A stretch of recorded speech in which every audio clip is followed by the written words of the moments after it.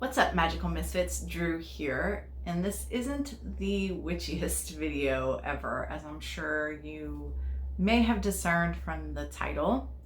Real quick before we get into all of that, yes, I did it. I knew it was going to happen eventually. My motivation for trying to grow my hair out, which I really wanted to do, grow it out naturally, was that when I color it consistently, it starts to kind of fry and be all frizzy. But I looked in the mirror last week and it was like that anyway. I have very sort of dry and frizzy hair. And yes, I do things to combat that. It doesn't look too bad, right? But I just felt like if it's gonna look frizzy and this way, a way that I'm not pleased with anyway, why am I not dyeing it? Why am I not coloring it? I have colored my hair unnatural colors for at least 15 years. Like, all my children are grown and they were in grade school when I started consistently coloring my hair unnaturally. And we did it, and the day after I looked at my husband and I was just like, I don't think I realized how much I missed it. I said to him, I feel more like myself today than I have in months. And I don't know how to explain that to anyone. If you get it, you get it. But like, a great deal of my self-expression, I think, more than I realized, comes through in how I choose to color my hair, among other things, obviously. But so yes, just get used to it. We're back to coloring my hair. Not that it matters. It doesn't matter. Anyway, on with the video. What matters? So I've actually been really struggling with content as of late. You may have been able to tell. I don't know. It's not that I don't have things I could talk about. I have plenty of things I could talk about. I'm completely unmotivated to do so. I just have no motivation. I was going to do a Monday musing video this month. I knew what I wanted to talk about. I had a topic picked out. Granted, our middle child came home from college for a couple weeks, and I was preoccupied during that couple weeks with his visit, but if I had wanted to, I could have gotten it out. But I just couldn't. I just could not get motivated to care enough to create any content, if I'm honest. And that sounds bad. It's not that I don't care. I'm in this weird space. And it's been coming on gradually. I'm in the heart of it, and I have been for weeks. This sort of introverted, self-focused space, I guess is the best way to describe it. I have not posted on social media in weeks and weeks and weeks, like at least 3 weeks. I know. That in and of itself isn't that weird. I don't really do a lot of personal stuff on social media, but that's kind of why it's weird, because my social media is 98% about my business. And so I haven't been doing the things I should be doing for my business even up there. I only post on Instagram like once a month, something kind of personal. Not overly into social media, but I just have not been social. I have not wanted to be social in any aspect over the past few weeks. Again, it's actually been several weeks because it kind of gradually came in. I even have group chats with friends that I participate in on a daily basis that I have not really, you can send video messages, voice messages, or text messages. I think I've sent one video message in the past few weeks. I've sent, I think, one voice message in the past few weeks, and mostly just texting like, hey, how you doing? I did explain in the video I explained what was going on because I just went MIA on them. I didn't totally ghost them. I would check in, just, hey, how you doing? I'm good. But it was a far more social interaction on a daily basis for like the past couple years. And I just have not been motivated I just have been really, really introverted and really self-focused. That's part of the reason why I'm struggling with content. I did, however, receive some validation, essentially guidance that I received, that this is exactly what I'm meant to be doing. I am meant to be in this moment being really introspective and kind of to myself and spending time in nature and not focused on a lot of outer things. There is little to no witchiness in my life right now. The witchiness in my life right now is my business. Obviously, I have a witchy business. My business is based around witchcraft. So that aspect keeps it there, and like I'm surrounded by, glorious witchiness everywhere, but my everyday life and practice is not filled with witchcraft right now. I have probably done 2 spells in the past 6 months, and both of those have been me focusing my will and intent through spoken word and perhaps gesture or movement. I haven't been playing with my beautiful tools or correspondences aside from my business. I have not done that in my own personal magic. That comes down to my exploration of magic,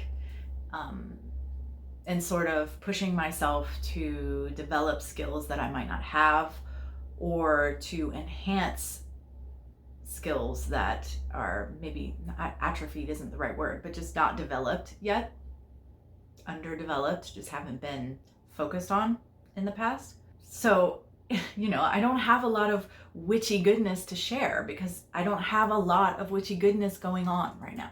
I am still very active on my spiritual path. That is still a thing that's happening. But as far as actual witchcraft goes, I'm not heavy into it in my own personal everyday life right this moment. And I don't know when I will be again. I'm kind of hyper focused on my own fitness and well-being, my own personal health right now. There is nothing wrong with my health. I have hypothyroidism, which I was diagnosed with years before I started this channel. As a result, I need to go to the doctor twice a year, and they suck my blood and they tell me if my numbers are good and what have you. And in the spring of 2020, my doctor told me that my liver enzymes were elevated, and it wasn't something he wanted to be overly concerned about in the moment. He said, let's just watch it, come back at your next checkup in 6 months and we'll look at it again. And then if it's still an issue and it's not just some abnormality, then we'll run some tests. I'm like, okay, cool. Well, miscommunication, whatever. Like normally my appointment is scheduled for the next appointment at the end of the current appointment, but that didn't happen for whatever reason. I didn't even realize until later. So it got to be about 6 months and I'm like, oh, I don't have a card. I don't have an appointment. I need to make an appointment. And COVID is a thing, so that didn't happen. My appointment ended up getting pushed back to January. So I made an appointment. I went in. My levels were still high.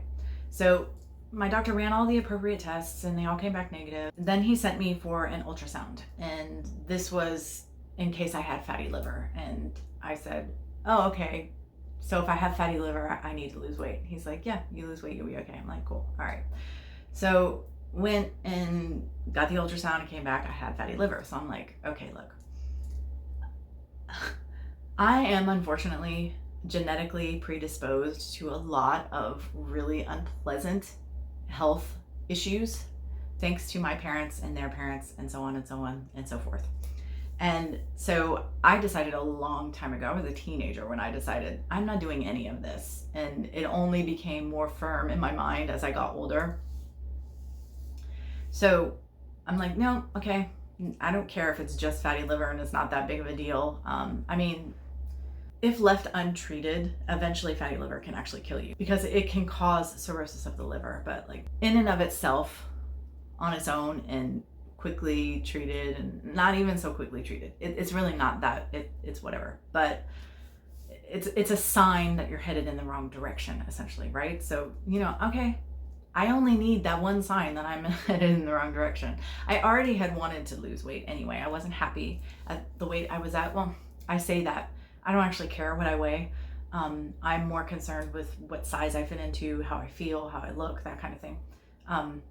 I have really dense muscle mass in my body. I always have, so I've always weighed more than people might expect. So I just don't pay that much attention to how much I just don't pay that much attention to how much I weigh. I am kind of currently, just because it's one way I can monitor that I'm on the right track. But at any rate, I got these results back at the end of January, but no, it was probably the first week, no, end of January, early February, I don't remember, but about 2 weeks into February, I did some research. I downloaded an app to help me track my calories. Like, I didn't even know where to start because I have never been on a diet. I've never had an exercise program. I was a very active teenager, played sports, things like that. Always was. I lived in a place where you had to walk everywhere you went. Like, I was very active. And in my early 20s, I had a very active job. I did do some weight training when I was in my 20s just because I really enjoy that, actually. But like, my weight has fluctuated, but it's been down to how much activity I've had in my daily life, depending on my job and my lifestyle. And like, when I've lost excessive amounts of weight, it's usually stress, and I'm not eating properly because I'm just so stressed out about whatever. And those are extreme, sort of like very life-altering extreme circumstances when that happens, or when that has happened. So I didn't even really know where to start, but I downloaded this app and I looked into how much a woman my age who has a sedentary lifestyle, how many calories she would need to take in order to lose weight. And I set that as my goal. And I made huge lifestyle changes. I never ate breakfast, and now I eat breakfast, lunch, and dinner at set times. I do not snack in between. I cut out all the sugar, basically all the processed sugar. I mean, I still allow myself to have a treat now and again as long as it's within my calories for the day. Yeah, just drastically changed my lifestyle, and within 2 months, I had lost 20 pounds. About that time, I started exercising. And so I have a whole exercise routine now, and it's almost been 2 months since then, since I started exercising. I have a couple weeks, and my husband got me a smartwatch to help me track my fitness a little better than the app, another app I have on my phone for that. And so it wanted to know my weight, so I went ahead and weighed myself, and I really hadn't lost much weight, though I have been doing a lot of resistance and weight training. So that it again didn't really bother me because we can see the changes in my body or whatever, so I'm cool with it. But it has been this huge lifestyle change for me. I know that I will have to do this for the rest of my life, at least count my calories and limit my caloric intake for the rest of my life. And it was so easy. I'm kind of like, I was in shock, and then I was like kind of disappointed that I hadn't done this sooner, because staying within my calorie count for the day was easier than I ever imagined it could be. Just really paying attention to serving size when I do eat anything that's processed and packaged, weighing my food that is not processed and packaged, and just, counting those calories. It was just far easier than I ever imagined it would be. I have tried in the past to exercise. I would say probably 3 times in my life I had tried, and I never enjoyed it. I did not enjoy it at all. Weight training is the only thing that I've ever enjoyed. But my attitude about everything is very different now. And I don't get on the elliptical. My husband loves the my husband uses the elliptical. I hate the elliptical. I know that from the past, so I haven't even bothered because I need to stay positive and motivated in it. But even jogging, it's not something, like, I have back issues and it's always been a problem, but since I've been doing all these core exercises, my back hasn't been bothering me, and I actually really enjoy jogging. And like, there's been a huge shift in my attitude. And it's funny because back before all of this, I think I had already downloaded the app and was counting my calories, but I hadn't started exercising or anything. I said to my husband one day, something has shifted inside of me and something is changing. It's been coming on. It had been coming on since last year, probably around the fall of last year. I feel like, this is what I said to him, I feel like I'm not going to be the same person I used to be in many ways moving forward. Like, there's just some drastic changes coming, and I'm not going to be who I was. And I have found that to be true with this. Like, when I am done working out, I'm exhausted in the morning, first thing in the morning. I'm exhausted and I'm sweaty and I'm so happy and I feel so fulfilled. And that wasn't the case before. When I had tried the 3 times I had tried to do some exercise, I'm telling you, it lasted like a week.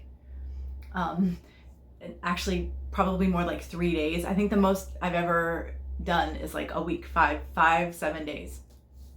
And I always, after every workout, was resentful and felt awful and hated it.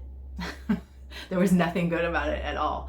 I don't know. Yeah, there's some shift in me. I know that this is all tied to Aset, her coming into my life, not just her herself, other Egyptian deity, learning about the culture and the practices of the magician priests, and the whole thing has had a huge influence on me. My morning routine is mundane, spiritual, not witchy, but mundane and spiritual. So there's my cardio and my resistance training or weight training. I alternate.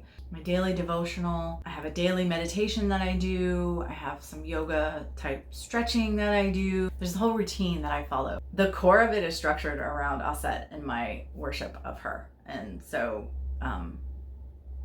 it's very clear to me that it's all connected. Many of you who have watched my channel will know that something kicked loose for me in the fall of last year.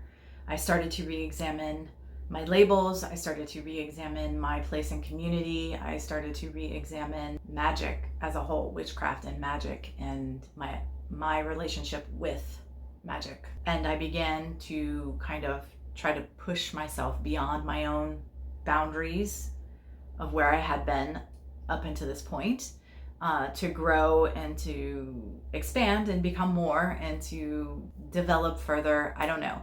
It's funny because it all stems from a much deeper issue, and all of it has just kind of fallen into place for me very recently. I would say the pieces started falling into place for me maybe in March, late March, early April, as to what is really going on. At the beginning of the year, I had a reading with Erika of Erika Farmer Tarot. I highly recommend her. I will leave a link. I always enjoy my readings with her. It was a really good reading. And the gist of the reading was that I am being given in this lifetime, in this year in particular, but in this lifetime, the opportunity to take wisdom, whatever, skills, abilities that I attained in alternate or past lives and bring them into this life, bring them together, and to fully master them.